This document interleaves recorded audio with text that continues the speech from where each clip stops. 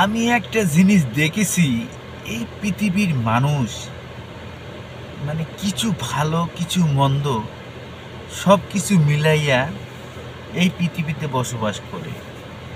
তার মধ্যে কিছু মানুষ এমন স্বার্থপর, মানে ভাই, এই স্বার্থপর মানুষ পৃথিবীতে বেঁচে থাকার থেকে মরে যাওয়া অনেক ভালো।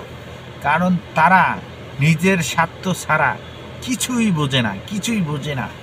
নিজের বাবাকে স্বার্থর জন্য মেরে ফেলে, নিজের মাকে স্বার্থর জন্য জঙ্গলে ফেলে দেয়, নিজের স্বার্থর জন্য ভাইকে খুন করে, নিজের স্বার্থর জন্য বোনকে খুন করে। এই স্বার্থলোভী মানুষগুলা পৃথিবীতে বেঁচে থাকার চেয়ে মরে যাওয়া অনেক গুণে ভালো। আমরা জনগণ বাংলাদেশের বাংলার মাটিতে আমরা বসবাস করি।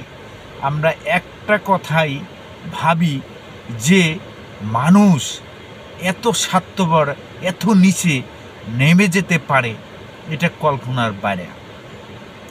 তাই আমি আমার মনের তরফ থেকে আমি একটা কথাই বলতে চাই বাংলার মানুষকে, এই পৃথিবীর মানুষকে, যে মানুষ স্বার্থলোভী মানুষগুলাকে আইনের রাস্তায় আইনা তাকে আইনগত সাজা দেওয়া হোক। কারণ তাদের জন্য দেশের কিছু কিছু ফ্যামিলির মা বাবা ভাই বোন আত্মীয় স্বজন দিশেহারা হয়ে আছে, পারে না নিজের ছেলের কাছে খাইতে, পারে না নিজের মায়ের কাছে খাইতে, পারে না নিজের মেয়ের কাছে খাইতে, পারে না নিজের বাড়ি গাড়ি থাইকাও নিজের বাড়িতে থাকতে, পারে না নিজের ব্যাংক ব্যালেন্স থাকে আর পরেও নিজের ব্যাংকের টাকা উঠিয়া খাইতে। হ্যাঁ, শুধু এই ছেলেগুলোর জন্য, এই মেয়েগুলোর জন্য মানুষ এত স্বার্থপর থাকতে পারে।